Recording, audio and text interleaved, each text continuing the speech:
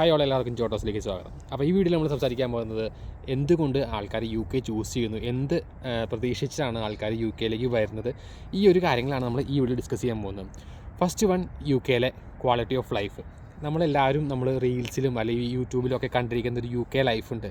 London city അല്ലെങ്കിൽ Manchester, അങ്ങനെയുള്ള Scotland, ഇങ്ങനെയുള്ള സ്ഥലങ്ങളൊക്കെ എക്സ്പ്ലോർ ചെയ്യാൻ വേണ്ടിയാണ് മെയിനായിട്ടും നമ്മൾ UKയിലേക്ക് വരുന്നത്. പിന്നെ ഇവിടുത്തെ സ്റ്റാൻഡേർഡ് ഓഫ് ലൈഫ് നമ്മൾ പുറത്തുനിന്ന് കാണുമ്പോൾ എന്തായാലും ഇവിടെ നല്ല അടിപൊളി റൂമുകളിൽ ആൾക്കാർ ജീവിക്കുന്നു, അതേപോലെ നല്ല നല്ല ജോലികൾ ചെയ്ത് ജീവിക്കുന്നു.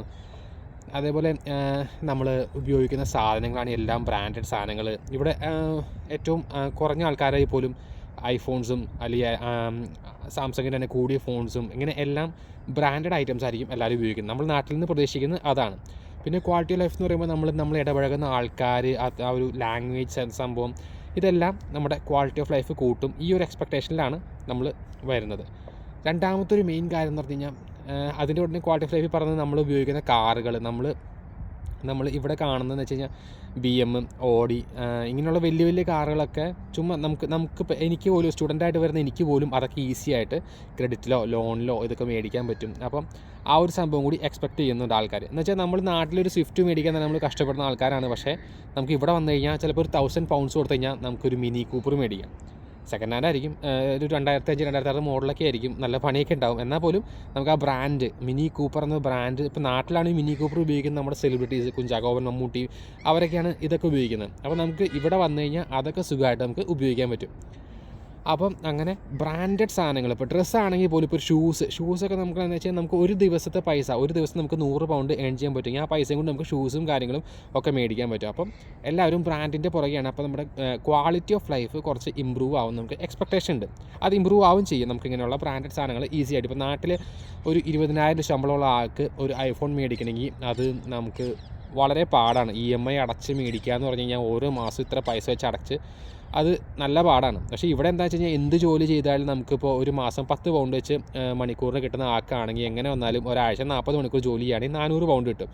അപ്പോൾ എങ്ങനെ വന്നാലും ഒരു മാസം 1600 pound കിട്ടും, 1.5 ലക്ഷത്തോളം കിട്ടും. ഇതിന് ചിലവ് കഴിഞ്ഞാൽ പോലും നമുക്ക് സുഖമായിട്ട് കുറച്ച് നാൾ കൊണ്ട് നമുക്ക് ഒരു ഐഫോണൊക്കെ സ്വന്തമാക്കാൻ പറ്റും. അതേപോലെ കാറിൻ്റെ കേസാണെങ്കിലും അതൊക്കെ മേടിക്കാൻ പറ്റും. അപ്പോൾ ആ ഒരു ക്വാളിറ്റി ഓഫ് ലൈഫ് ഇവിടെ ഇമ്പ്രൂവ് ആവുമെന്ന് എല്ലാവർക്കും ഒരു എക്സ്പെക്റ്റേഷൻ ഉണ്ട്. അപ്പോൾ അതൊരു മെയിൻ കാര്യമാണ്. രണ്ടാമത്തെ കാര്യം എന്ന് പറഞ്ഞാൽ ഏറ്റവും മെയിൻ കാര്യം ഇവിടുത്തെ വെതറാണ്. ഇപ്പം ഗൾഫിലുള്ളവർക്കൊക്കെ ഏറ്റവും പറ്റാത്തൊരു കാര്യം പറഞ്ഞാൽ അവിടുത്തെ ചൂട്. അല്ലെങ്കിൽ നമ്മൾ പുറത്തേക്ക് ഇറങ്ങിയാൽ തന്നെ നമുക്ക് ഉരുകുകയാണ്, അല്ലെങ്കിൽ ചൂട് മൂലം നമുക്ക് ഒത്തിരി പ്രശ്നങ്ങളുണ്ട്.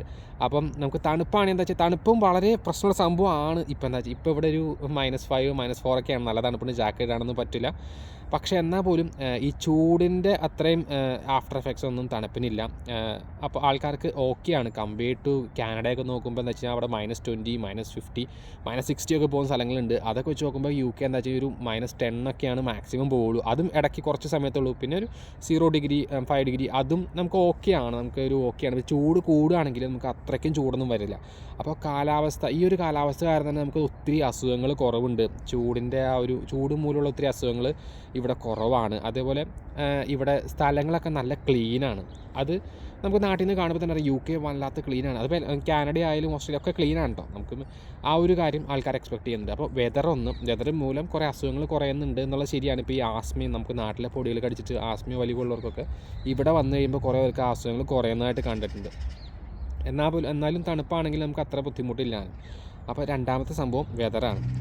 ഇനി മൂന്നാമത്തെ ഒരു സംഭവം ഇവിടുത്തെ ട്രാൻസ്പോർട്ടേഷനാണ്. ഇവിടുത്തെ ട്രാൻസ്പോർട്ടേഷൻ നമുക്ക് വളരെ ഈസിയാണ്. നമുക്ക് അത്രയ്ക്ക് ചിലവൊന്നും വരില്ല. ഇപ്പോൾ നമ്മൾ ലണ്ടൻ തന്നെ ഫുൾ ട്രാവൽ ചെയ്യുന്നത് നമുക്കൊരു 15 pound ഓയിസ്റ്റർ കാർഡ് ചെയ്താൽ നമുക്ക് ബസ്സും ട്രെയിനും ഒക്കെ ട്രാവൽ ചെയ്യാൻ പറ്റും. അതേപോലെ ഇവിടെ ഒത്തിരി സ്ഥലങ്ങൾ എക്സ്പ്ലോർ ചെയ്യാണ്ട് ഒത്തിരി ഐക്കോണിക് പ്ലേസുകളുണ്ട്. ഇപ്പോൾ നമുക്ക് ലണ്ടൻ സിറ്റിയാണ് എല്ലാവരും അട്രാക്ട് ചെയ്യുന്നൊരു സിറ്റിയാണ്. അതൊക്കെ ഒന്ന് പോയി കാണാമെന്നുള്ളത് പണ്ടൊക്കെ എന്ന് വെച്ചാൽ നമുക്കത് ചിന്തിക്കാൻ പോലും പറ്റില്ല. ഇപ്പം പണ്ടൊക്കെ പൃഥ്വിരാജ് അല്ലെങ്കിൽ വലിയ മന്ത്രിമാരുടെ മക്കൾ അല്ലെങ്കിൽ സിനിമാ താരങ്ങളുടെ മക്കളൊക്കെ ആയിരുന്നു ഇവിടെ പഠിക്കുന്നത്. പക്ഷേ ഇപ്പോൾ എന്താ വെച്ച് കഴിഞ്ഞാൽ ഇപ്പോൾ ആർക്കും ഇത് നമുക്ക് വരാൻ പറ്റും, ഇത് കാണാൻ പറ്റും, അത് സ്വപ്നം നമുക്ക് നടത്താൻ പറ്റും.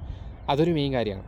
പിന്നെ അടുത്തൊരു ഫാക്ടർ എന്ന് വെച്ച് കഴിഞ്ഞാൽ UKയിലെ വിസ സക്സസ് റേറ്റ് എന്ന് വെച്ചാൽ നമുക്ക് ഒരു ടൈമിൽ ഇപ്പോൾ ഒരു 3 വർഷം മുമ്പൊക്കെ ആണെങ്കിൽ കാനഡയൊന്നും ഇപ്പോൾ നമുക്ക് അരിയർ ഹിസ്റ്ററി ഇത്ര ഉള്ളവർക്കൊന്നും ഇപ്പം ഒരു 8 അരിയർ ഡിഗ്രി പഠിച്ച സമയത്ത് സപ്ലി അല്ലെങ്കിൽ അരിയർ ഒരു 8 എണ്ണത്തിൽ കൂടുതൽ വന്നവർക്കൊന്നും കാനഡ വിസ കിട്ടില്ലായിരുന്നു, അല്ലെങ്കിൽ അഡ്മിഷൻ കിട്ടില്ലായിരുന്നു. അതേപോലെ തന്നെ IELTS സ്കോർ 6.5 വേണമായിരുന്നു. അതൊക്കെ UK ഒന്ന് എളുപ്പമാക്കി അതേപോലെ ഡിഗ്രി ഉണ്ടെങ്കിൽ വിസ കിട്ടുന്നുള്ള പല യൂണിവേഴ്സിറ്റീസ് അങ്ങനെ കൊടുക്കാനൊക്കെ തുടങ്ങി. അപ്പോൾ അത് കുറേ പേര് യു കെയിലേക്ക് ചിന്തിപ്പിച്ചു. അങ്ങനെ ഒത്തിരി പേർക്ക് വിസ കിട്ടി. അപ്പോൾ അതൊരു ഫാക്ടറായിരുന്നു. എന്ന് വെച്ചാൽ UK വിസ സക്സസ് റേറ്റ് ഭയങ്കര കൂടുതലാണ്, റിജക്ഷൻ വളരെ കുറവായിരുന്നു. അപ്പോൾ അതുകൊണ്ട് ഒത്തിരി പേര് ഇങ്ങോട്ട് കയറി. അതേപോലെ തന്നെ നമുക്ക് ലിവിങ് എക്സ്പെൻസ് 28 ദിവസം മാത്രം നമ്മുടെ അക്കൗണ്ടിൽ കാണിച്ചാൽ മതി എന്നുള്ളതും അതും വലിയൊരു കാര്യമായിരുന്നു. കാരണം കാനഡയ്ക്കാണ് നമ്മൾ GIC എന്നും പറഞ്ഞ് നമ്മൾ ഒരു വർഷത്തേക്ക് ആ എമൗണ്ട് ഡെപ്പോസിറ്റ് നമുക്ക് തിരിച്ച് കിട്ടുമെങ്കിൽ പോലും ഒരു വർഷം നമുക്ക് ആ പൈസ ലോക്കാണ്. 10 ലക്ഷം രൂപയാണെങ്കിൽ പോലും അത് ലോക്കാണ്. അത് ഒരു ഫാക്ടറാണ് എല്ലാവരും UK ചിന്തിക്കാനുള്ള ഒരു ഫാക്ടറായിരുന്നു. പിന്നെ നമുക്ക് ഈ കിട്ടുന്ന ഇൻ്റർനാഷണൽ എക്സ്പോഷർ, നമുക്ക് ഈ ഇവിടുത്തെ ആൾക്കാരായിട്ട് വർക്ക് ചെയ്യാനും ആ ഒരു ലാംഗ്വേജ് മെച്ചപ്പെടുത്താനും അതിനൊക്കെ ഉള്ള ആ ഒരു കാര്യങ്ങൾ എല്ലാവരെയും ഒന്ന് അട്രാക്റ്റ് ചെയ്യിക്കുന്നുണ്ട്. പിന്നൊരു മെയിൻ സംഭവം എന്ന് വെച്ച് കഴിഞ്ഞാൽ UK ഇവിടുത്തെ ഫുട്ബോൾ ക്ലബ്ബുകൾ എന്ന് പറഞ്ഞാൽ ലോകത്തിലെ ഏറ്റവും അടിപൊളി ലീഗ് ഇവിടെ നടക്കുന്നത്. അപ്പം അതൊക്കെ ഒന്ന് കാണാനും, ഇപ്പോൾ മാഞ്ചസ്റ്റർ ആയാലും ചെൽസി ആയാലും അങ്ങനെ എല്ലാ ക്ലബ്ബുകളും, ടോട്ടനാം, ആഴ്സണൽ, ഇതൊക്കെ ലെജൻഡറി ക്ലബ്ബുകളാണ്. ഇതൊക്കെ ഒന്ന് ഫുട്ബോൾ ഇഷ്ടപ്പെടുന്നവർക്ക് അത് വളരെ ഒന്ന് അട്രാക്റ്റ് ചെയ്യുന്ന സംഭവമാണ്. നമുക്ക് ഇവിടെ പോയി ഇംഗ്ലീഷ് പ്രീമിയർ ലീഗ് കാണാമെന്ന് പറയുന്നത് അതൊരു സംഭവമാണ്. അത് ഫുട്ബോൾ ഇഷ്ടപ്പെടുന്നവർക്ക് മാത്രമാണ് കേട്ടോ. പിന്നെ എന്താ വെച്ച് കഴിഞ്ഞാൽ ഇവിടെ ഡിപ്പെൻഡൻസിനെ കൊണ്ടുവരാമായിരുന്നു. അത് വലിയൊരു ഫാക്ടറായിരുന്നു. കാരണം നമുക്കിപ്പം ഈ ഗൾഫിലൊക്കെ കല്യാണം കഴിച്ചിട്ട് പോകുന്ന ആൾക്കാർ അവിടെ വർഷങ്ങളോളം അവിടെ പോയി നിൽക്കുന്നു. നമ്മൾ ഭാര്യ ഇവിടെയും ഭർത്താവ് അവിടെ, ആ ഒരു ജീവിതം തന്നെ എല്ലാവർക്കും മടുത്തിരുന്നു. അപ്പോൾ ഇവിടെ എന്താ വെച്ച് കഴിഞ്ഞാൽ സ്റ്റുഡൻ്റായിട്ട് വന്നാൽ പോലും ഡിപ്പെൻഡൻസിനെ കൊണ്ടുവരായിരുന്നു. അപ്പോൾ അതുകൊണ്ട് തന്നെ നമുക്ക് ആ ഒരു ഫാമിലി ലൈഫ് മെയിൻറ്റെയിൻ ചെയ്യാൻ പറ്റുമായിരുന്നു. അപ്പം ആ ഒരു കാര്യം എല്ലാവരെയും അട്രാക്റ്റ് ചെയ്യും. UK ആണെങ്കിൽ എന്താ വെച്ച് കഴിഞ്ഞാൽ വേണമെങ്കിൽ ഡിപ്പെൻഡൻറ്റിനും ആപ്ലിക്കേഷൻ കൊടുക്കുന്ന ആൾക്ക് ഒരുമിച്ച് പോകുന്ന ഒരു സംഭവമൊക്കെ ഉണ്ടായിരുന്നു. പിന്നെ മെഡിക്കലൊക്കെ വലിയ മെഡിക്കലൊന്നും UK ഉണ്ടായില്ല. അത് വിസ സക്സസ് റേറ്റിൽ പെടുന്നതാണ് ആ കാര്യങ്ങളൊക്കെ. അപ്പം പിന്നെ ഇവിടുത്തെ നൈറ്റ് ലൈഫും ഫ്രീഡവും, ആൾക്കാർക്ക് ഫ്രീഡം. ഇപ്പം നമുക്ക് നാട്ടിലുള്ളവർക്ക് എന്താ വെച്ചാൽ നാട്ടിൽ ഒത്തിരി ആൾക്കാർ നമ്മൾ കുറ്റം പറയും, അല്ലെങ്കിൽ നമ്മൾ അത് ചെയ്യുന്നത് ഇത് ചെയ്യുന്നത് ഇതൊക്കെ പറയും. ആ ഒരു സംഭവത്തിൽ നിന്ന് മാറിയിട്ട് UK നമുക്ക് നല്ല ഫ്രീഡം കിട്ടുന്നുണ്ട്. അത് നന്നായിട്ട് യൂസ് ചെയ്യുന്നവരുണ്ട്, അല്ലാതെ യൂസ് ചെയ്യുന്നവരുണ്ട്. അപ്പോൾ പക്ഷേ ഇവിടെ നമ്മുടെ കാര്യം നോക്കാനോ അപ്പോൾ നമ്മൾ എന്ത് ചെയ്താലും അത് നോക്കാനൊന്നും ആരും ഇടപെടാനൊന്നും വരില്ല. നിങ്ങൾക്ക് നിങ്ങളുടെ വഴി നിങ്ങൾ പണിയെടുത്ത് നിങ്ങൾക്ക് ജീവിക്കാം, നിങ്ങൾക്ക് നിങ്ങളുടെ പൈസയും കൊണ്ട് എന്തും ചെയ്യാം. ആ ഒരു സംഭവമാണ് ഇവിടെ ഉള്ളത്. അപ്പോൾ അതൊക്കെ ഈ പുതിയ ജനറേഷനെ ഒത്തിരി അട്രാക്റ്റ് ചെയ്യിച്ചു. എന്ന് വെച്ചാൽ നമ്മളെ കുറ്റം പറയാമെന്നല്ല, നമ്മളിപ്പോൾ എന്ത് ചെയ്താലും ചിലപ്പോൾ നാട്ടിൽ കുറ്റമായിരിക്കും, പക്ഷേ അതൊന്നും ഇവിടെ ഇല്ല. അപ്പോൾ അതൊക്കെ ഈ പറഞ്ഞ പിള്ളേരെ അട്രാക്റ്റ് ചെയ്തൊരു സംഭവമാണ്. പിന്നെ ഇവിടുത്തെ PR കിട്ടുമെന്നുള്ള സംഭവം, പക്ഷേ ഇവിടെ 5 വർഷം വർക്ക് ചെയ്താലാണ് PR കിട്ടുള്ളൂ. എന്നാൽ പോലും UK PR കിട്ടിയാൽ അതോടുകൂടി ലൈഫ് സെറ്റിലായെന്നൊരു കാര്യമുണ്ട്. പിന്നെ നമ്മൾ ഈ ക്വാളിറ്റി ഓഫ് ലൈഫ് അല്ലെങ്കിൽ സ്റ്റാൻഡേർഡ് ഓഫ് ലിവിങ് പറയേണ്ട ഒരു കാര്യമായിരുന്നു. നമ്മൾ പണ്ടെന്ന് വെച്ചാൽ ഒരു 3 വർഷം മുമ്പ്, ഞാൻ വന്നിട്ടൊരു 3 വർഷമായി. ആ ഒരു ടൈമിൽ എങ്ങനെയാണെന്ന് വെച്ച് കഴിഞ്ഞാൽ കുറേ ആൾക്കാർ ചിന്തിച്ചിട്ടുണ്ട്, എൻ്റെ ഏജിലുള്ള ഒത്തിരി ആൾക്കാർ ചിന്തിച്ചൊരു കാര്യം എന്ന് വെച്ച് കഴിഞ്ഞാൽ എങ്ങനെയെങ്കിലും UK എത്തിയിട്ട് നമുക്ക് ആ ഒരു പേരും പറഞ്ഞ് ഒരു കല്യാണം കഴിക്കാം, അല്ലെങ്കിൽ ആലോചന കിട്ടും. അങ്ങനെ കല്യാണം കഴിച്ച ഒത്തിരി ആൾക്കാരുണ്ട്, നന്നായിട്ട് ജീവിക്കുന്ന ആൾക്കാരുണ്ട്. അപ്പോൾ അങ്ങനെ ഒരു ട്രെൻഡും കൂടി നാട്ടിലുണ്ടായിരുന്നു. എങ്ങനെയെങ്കിലും പുറം രാജ്യങ്ങളിൽ പോവാം, നമുക്ക് ആ പേര് പറഞ്ഞ് കല്യാണം കഴിക്കാം ഉണ്ടായിരുന്നു. പക്ഷേ ഇനി അത് എത്രത്തോളം നടക്കുമെന്ന് എനിക്കറിയില്ല. കാരണം ഇപ്പോൾ ഡിപ്പെൻഡൻറ്റ് വിസയൊക്കെ നിർത്തിയും കാര്യങ്ങളൊക്കെയാണ്. എന്നാൽ പോലും ആ ഒരു സംഭവം ഒത്തിരി പേരെ അട്രാക്റ്റ് ചെയ്തിട്ടുണ്ട്. പിന്നെ ഇവിടെ ട്രാവൽ ചെയ്യുന്ന കേസ് ഓൾറെഡി പറഞ്ഞു കഴിഞ്ഞു. ഫ്ലൈറ്റ് എടുക്കാനാണെങ്കിലും അത്ര ചിലവൊന്നും വരില്ല. നമുക്ക് ഓരോ സിറ്റീസിലേക്ക് പോകാനും, പിന്നെ നമുക്ക് ഇവിടുത്തെ ഷെങ്കൻ വിസ എടുക്കാം. പല രാജ്യങ്ങൾ ഇപ്പോൾ UK വന്നു കഴിഞ്ഞാൽ തന്നെ നമുക്ക് അതിനകത്ത് 4 രാജ്യങ്ങൾ കാണാം: വെയിൽസും, സ്കോട്ട്ലൻഡും, അയർലൻഡും, ഇംഗ്ലണ്ടും. ഇത് കൂടിയാണല്ലോ UK. അതിൻ്റെ പുറമെ നമുക്ക് ഷെങ്കൻ വിസ അപ്ലൈ ചെയ്യുകയാണെങ്കിൽ നമുക്ക് ഇവിടുന്ന് ഈസി ആയിട്ട്, ഇവിടുന്ന് പാരീസിലേക്കൊക്കെ 2 മണിക്കൂറുള്ളൂ. ഷെങ്കൻ വിസ എടുത്തു കഴിഞ്ഞാൽ നമുക്ക് സുഖമായിട്ട് ആ ഒരു വഴി ഒരു 10-26 രാജ്യം കൂടി കാണാനുള്ള അവസരം കിട്ടുകയാണ്. അപ്പോൾ ഇത്രയൊക്കെയാണ് എനിക്ക് തോന്നുന്നത് അട്രാക്ഷൻസായിട്ട് തോന്നുന്നത്. അപ്പോൾ നിങ്ങൾക്ക് അറിയാവുന്ന അട്രാക്ഷൻസ്, അല്ലെങ്കിൽ നിങ്ങൾ എന്തുകൊണ്ട് UK ചൂസ് ചെയ്തെന്നുള്ളത് നിങ്ങൾ കമൻറ്റ് ചെയ്യാം. പിന്നെ ഇവിടെ ടാക്സൊക്കെ പിടിക്കുന്നുണ്ടെങ്കിലും നല്ല രീതിയിൽ റോഡും കാര്യങ്ങളെല്ലാം ഗവൺമെൻറ് മെയിൻറ്റെയിൻ ചെയ്യുന്നുണ്ട്. നമുക്ക് ഉള്ള ഫെസിലിറ്റീസൊക്കെ അടിപൊളിയാണ്. എല്ലാം അങ്ങനെ പ്രശ്നങ്ങളൊന്നുമില്ല. ഇപ്പോൾ കറണ്ടോ അല്ലെങ്കിൽ ഗ്യാസോ വാട്ടറോ അങ്ങനെയുള്ള പ്രശ്നങ്ങളൊന്നും ഇവിടെ ഇല്ല. വാട്ടർ എന്ന് വെച്ചാൽ ഹാർഡ് വാട്ടറൊക്കെയാണ്, പക്ഷേ എന്നാൽ പോലും നമുക്ക് അതിനൊന്നും ബുദ്ധിമുട്ട് വരാറില്ല.